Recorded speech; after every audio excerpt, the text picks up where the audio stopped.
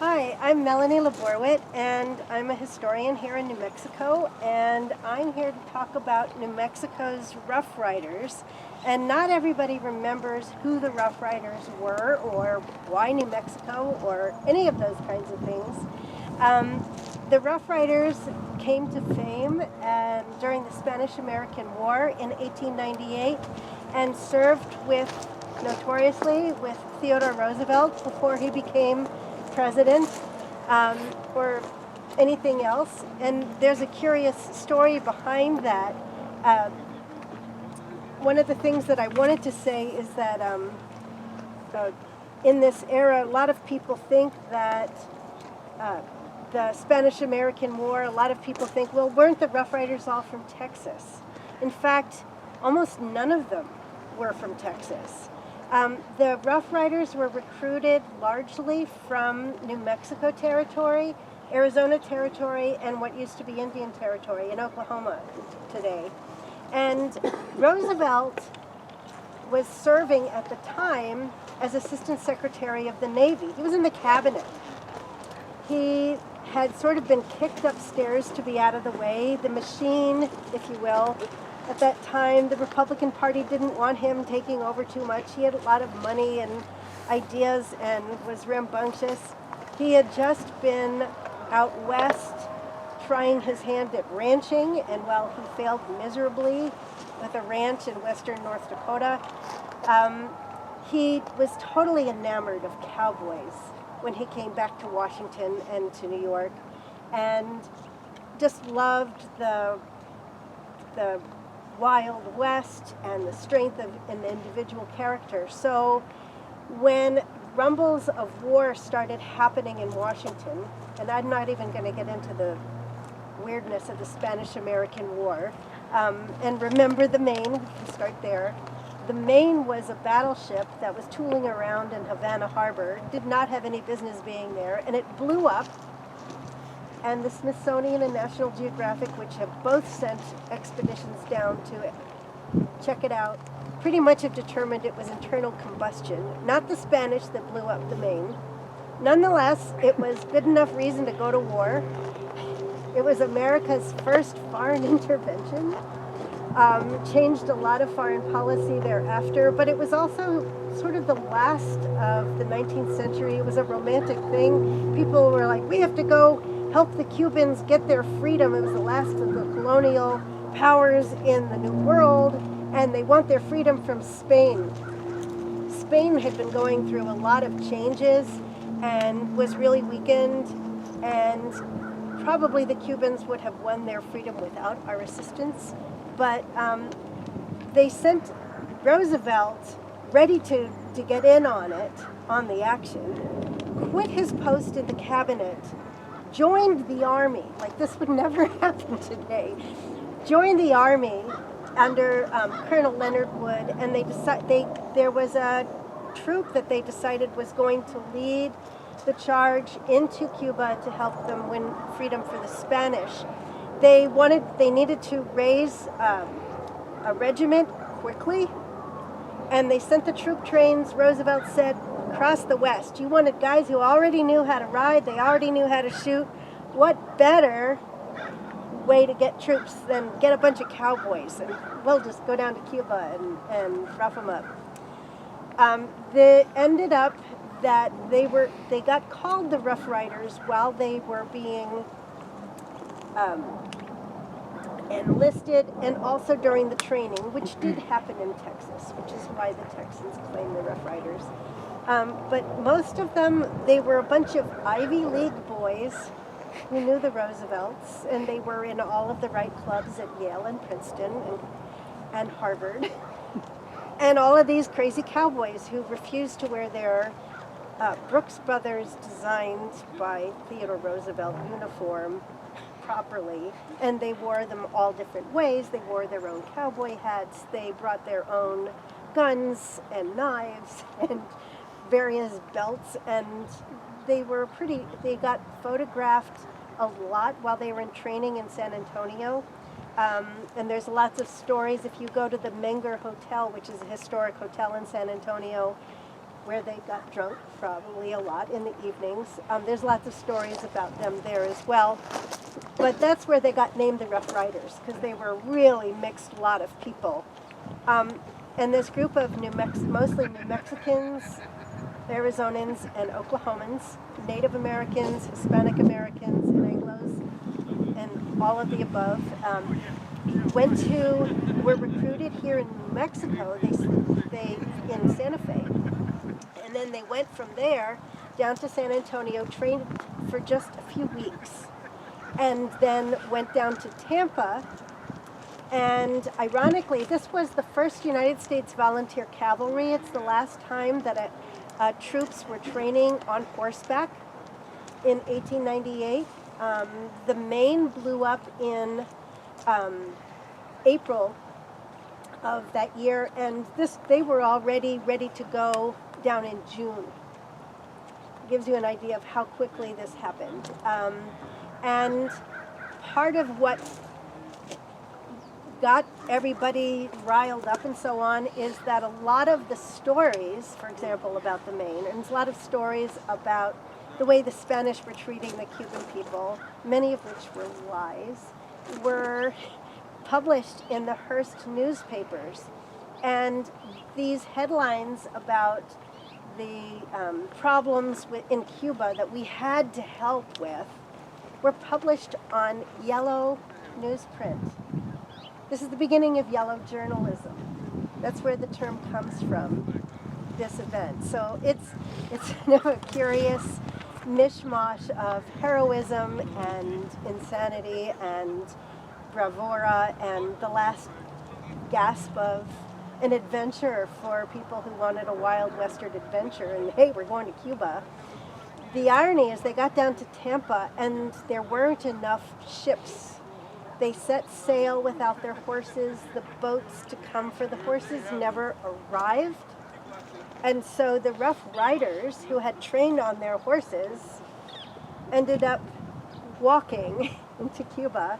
And later on, they became known at the commanding officer was a Colonel Leonard Wood, for which there's a fort named for him in Missouri today. And some press named them Wood's Wary Walkers. Later on, they were bushwhacking through jungles in various places and onto beaches. But I'm not going to get into too much more into the splendid little war. I want to talk about, that's what Roosevelt donned it. So I've reminded you of the Maine, so you can remember that, and why they were serving. But they headed down to Cuba, and I wanted to point out they were the first U.S. volunteer cavalry. And interestingly, there were all these troops. They were troops A through S, I believe, and they all had different groups. Troops F, G, H, I, J, and K were almost entirely New Mexican. It's interesting to me that here at Fairview Cemetery, and you can find these guys who were part of the Spanish-American War, because you can see the insignia at the top. There's little crosses here, and there's some in other wars. When you go to and you see this insignia shield here on the stone, and you see the Spanish-American War. It's not the Spam War. That would be something else. But you have the 1st U.S. Volunteer Cavalry and Troop E. What this tells me is that George was probably not originally from New Mexico, but that after the war he came back here with probably one of his buddies that he met and lived here until he passed away, and he would have been interred here with the other veterans. Interestingly, there are numerous other veterans of the Spanish-American War in the 1st U.S. Cavalry, which is the official name of the Rough Riders, but they're not all together at all. They probably knew one another, but they're different troops. Just to our right over here, and I don't want to move too far away from the camera, just actually to my left, your right, Just over here, there's about 3 other fellows who are buried. We have over there, we have a fellow, Corporal T. Brown in Troop I, and he has very exact same insignia on there. And just further to the east of that, a little bit further up, is Sergeant William Moffett, also from Company E, so probably would have known this fellow. He's from the 2nd U.S. Volunteer Cavalry. And what that indicated, there were other troops that arrived and came to Cuba, but they were not all at the famous Battle of San Juan Hill in the same place. There's a couple of others that as you go through here, if you're on your own and you travel through the cemetery, you may see some that have the same insignia. There's another one that is from a 1st U.S. government infantry, and same war, but most likely served in the Philippines. And a lot of us forget that the Spanish-American War, which we started in Cuba, and then we joined in an engagement in Puerto Rico and claimed it as ours. We didn't give it back to the Puerto Ricans, unlike Cuba. And we also went to fight in the Philippines the following year as part of the Spanish-American War, which went on for a couple of years. And then the United States occupied the Philippines for decades. And a lot of people forget that that was also once part of American territory and then was given back to the Filipinos many, many, many decades later. So it's really interesting. Every once in a while, if you've ever traveled to Puerto Rico, there's actually a really interesting exhibition in Ponce, Puerto Rico on the southern coast, fantastic museum about, they don't call it the Museum of the Spanish-American War, they call it the War of American Intervention, and or the War of American Aggression. And I went down there in 1998 when it was the centennial. The United States was not really observing much. We did a big program up in Las Vegas, New Mexico, and we brought in Rough Rider reenactors from, there's troop reenactors in Arizona that we brought in, and the first reunion that was held of the Rough Riders was held here in New Mexico. Las Vegas was the biggest city at the time. In 1899, Roosevelt came in, and instead of staying at the fancy hotel there, everybody stayed in their tents on the plaza at Lincoln Park, which was pretty amazing, but did go get drunk at the Castañeda. So there's lots of stories up there as well. But every year they came back to New Mexico to have, for a few years, to have their reunions, and then they met in different places around the different territories. They would come back. Starting in the 1950s, those that were left came back for their reunions every year thereafter to the last man. The last 2 men were, one was Jesse Langdon, who was from Connecticut, who, there's lots of stories with old-timers in Las Vegas. He drove a Cadillac down the 4th of July parade when he wasn't riding his horse, with Frank Brito, who later became involved in politics in Las Cruces. He and his brother Jose Brito had been working in the mines down near Silver City, and their father had heard about the recruitment up in Santa Fe, and they were offering more money than these men were making in the mines, and so they got in also. So the Brito brothers were in. There was a sergeant named George Armijo, who became well-renowned, and probably the most well-known of New Mexico's Rough Riders. He's not buried here, but we can think of him, is Maximiliano Luna. Luna, for whom Las Lunas is named for, came from a really renowned Spanish family, and he served in Cuba. And interestingly enough, the governor at the time, when the troop trains came to New Mexico, Miguel Otero was our territorial governor. And people were really concerned. We were really hoping to get into statehood. Otero, even though he also came from a long line of old Spanish family in New Mexico, wanted the troops to look as American as possible because that would look better in Washington, because then they would give us statehood eventually. That was the thinking. Otero kept out a lot of the Hispanic people who wanted to enlist in the troops. Ironically, when they got to Cuba, the men who were bilingual, you're fighting with the Cubans against the Spanish. It was really helpful to have the Nuevo Mexicanos. And Roosevelt wrote a whole section about it in his memoir in 1899 called The Rough Riders, which was serialized by Scribner's. You can still get it. It's in reprints every couple of years by many, many publishers.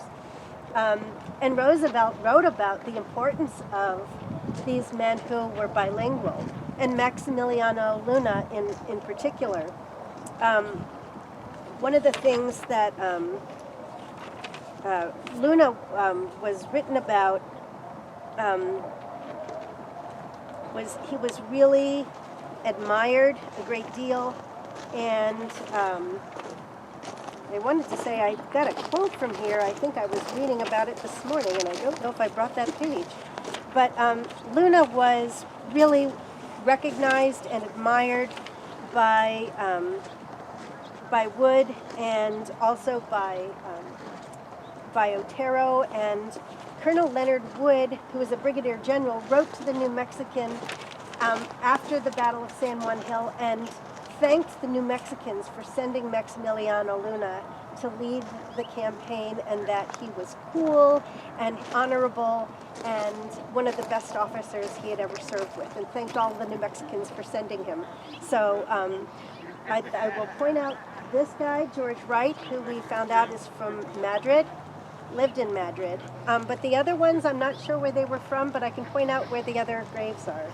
And if you guys have any questions, because I used to work as a teacher and faculty, I have some suggested readings, both online as well as actual books that you might want to find to learn more about the Rough Riders. There's some really great publications. The stories read like fiction, and they had some wild stories to tell, for sure.